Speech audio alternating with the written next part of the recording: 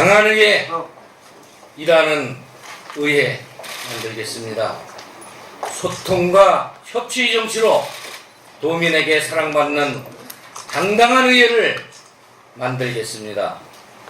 지난 4.13 총선에서 결과는 박근혜 정부 3년 실정에 대한 국민적 심판의 결과입니다.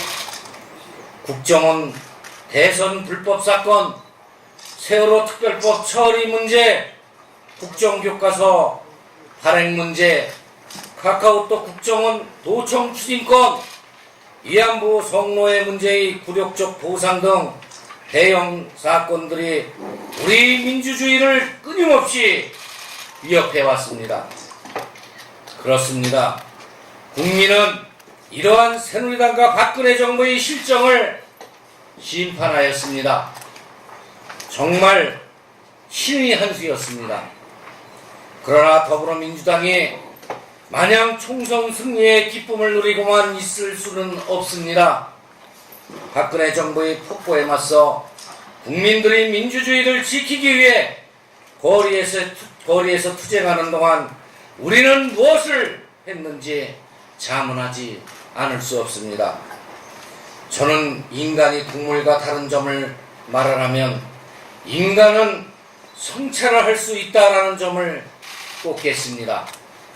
자신이 가오를 반성하고 같은 행동을 되풀이하지 않는 성찰하는 인간을 말합니다. 박근혜 정부가 민주주의를 위협하는 실정에 더 이상 소극적으로 대응하지 않고 앞장서서 막겠습니다. 가습기 살균제 사건, GMO 농산물 먹거리, 1급 발암물질인 미세먼지와 국민의 생명을 위협하는 문제의 정면으로 맞서 민생을 위하는 정치를 하겠습니다. 이제 저는 9대 경기도의회 의장에 출마하려고 합니다. 저는 2년간 경기도는 우리 한국 정치사에서 유대를 찾아볼 수 없는 새로운 시도를 했습니다. 해방 이후 처음으로 자유 경쟁적 정치 세력이 연합 정치를 시작한 것입니다. 그동안 국민들은 여야 대결적 정치 구도에서 대한 불만과 피로감이 있었습니다. 연정은 그러한 국민적 열의가 반영된 것입니다. 소모적인 논쟁이나 견제보다는 타협과 협치의 정치를 펼치라는 주문서입니다. 그러나 주민의 대표기관인 지방의원들의 집행부에 대한 견제와 감시를 통해 민주주의가 제대로 작동하게 하는 것 또한 의회의 기능입니다. 이것을 우리는 흔히 지방자치 집행부와 의회를 달리는 수레바퀴에 비유하곤 합니다. 주민이 선출한 집행부와 의회라는 두 바퀴가 좌우 균형이 맞게끔 굴러가야 되는 것입니다. 어느 한쪽의 기능과 권한이 커지면 그 수레는 한 발자국도 못 가고 제자리에 빙글빙글 돌게 되는 것이죠. 지난 2년간 도지사 중심의 경기도 연정을 실시했습니다. 그 결과 생활임금제 도입, 산하기간제 인사청문회, 거버너스 기반 구축 등 일부 연정의 성과물이 있었습니다. 그러나 누리과정 예산과 같은 양당의 쟁점사항과 연정 협약을 맺었지만 무상급식 조례 등 26개 연정사업이 경기도의 미온적인 태도로 예산 확보가 잘 안되고 의회가 제정한 도시정비기금 등 민생 관련 조례도 경기도지사가 제의하는 등 이러한 모습이 균형 있는 수레바퀴인지 묻지 않을 수 없습니다. 경기도민과 의원님들의 의견을 수렴하여 연정에 대한 보다 면밀한 평가가 필요합니다. 그 평가 속에서 연정의 실시를 포함한 방향성을 설정해야 할 것입니다. 부대 전반기 의회는 초유의 준 예산 사태를 겪으며 연정의 취지를 무산시키기도 하였습니다. 의장이 좀 더 통큰 자신감을 가지고 의원들과 소통하며 지혜를 모아 대응했다면 그렇게까지 됐을까 하는 아쉬움이 남습니다. 부동의 예산 문제도 마찬가지입니다. 절차상 미숙함으로 지금도 해결되지 않고 있습니다. 저는 이런 문제로 많은 고민을 했습니다. 경기도의회가 다시는 이런 일이 반복되어서는 안 된다고 다짐하면서 의장 출마를 결심했습니다. 경기도 준예산 사태는 누리과정 예산 때문에 발생한 일입니다. 누리과정 예산 갈등의 원인은 현행 법률상 어린이집 운영을 보건복지부가 하도록 되어 있는 분명히 중앙정부 사업인데 이걸 대통령 시행령으로 지방교육이 부담하려는 개정에서 발생한 일입니다. 그러므로 국회에서 법률 개정으로 대통령 시행령을 바로잡아야 하므로 전국 의장단 협의회와 함께 적극 대응해 나가겠습니다. 하반기 경기도의회의 발전을 위해 2대 목표 10대 실천 과제를 추진하겠습니다. 첫째, 목표는 주민대표 기관으로서 지방의회의 위상 강화입니다.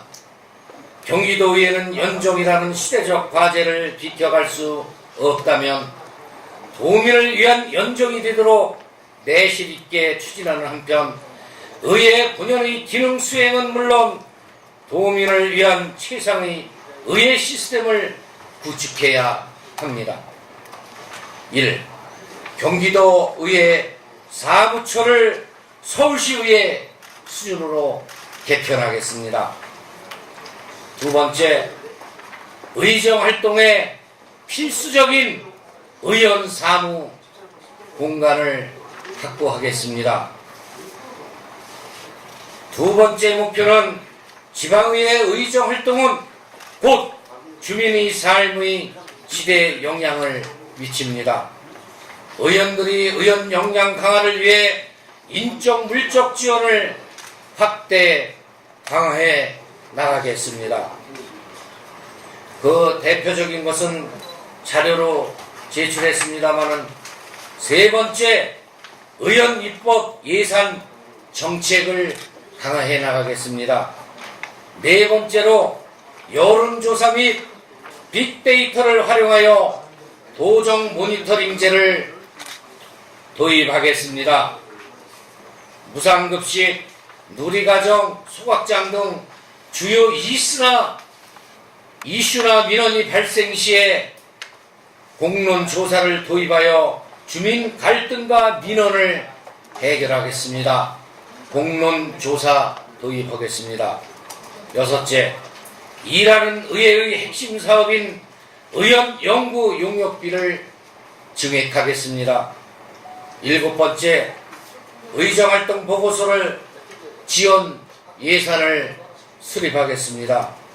여덟 번째, 의원 교육 훈련 등 전담 기관인 정치교육원을 경기도 의회에 설립하겠습니다. 아홉 번째, 의원 비용 추계 정보 시스템을 구축하겠습니다.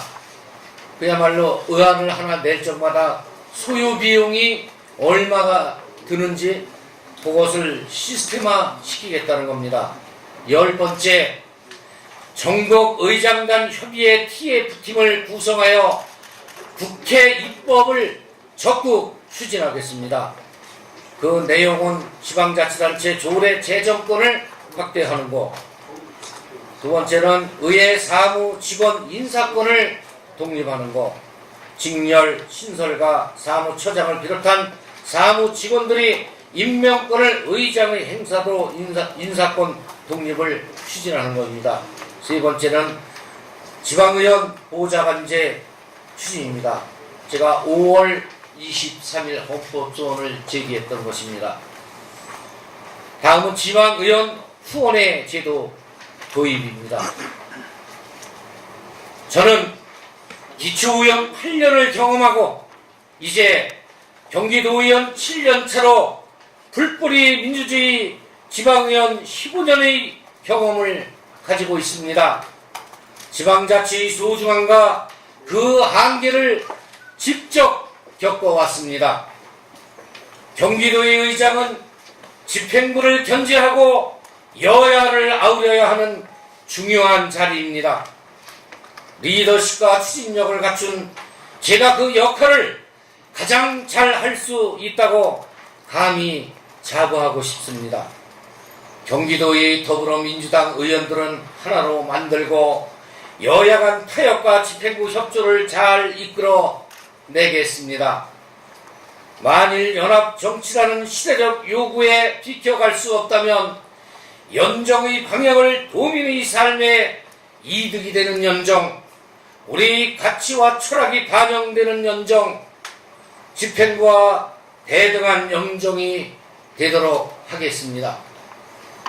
2018년에 우리 의원님들이 다시 경기도 의회로 그리고 자치단체장으로 진출할 수 있도록 밑거름이 될 것입니다. 소통과 협치의 정치로 반드시 도민에게 사랑받는 당당한 의회를 만들어 내겠습니다. 감사합니다.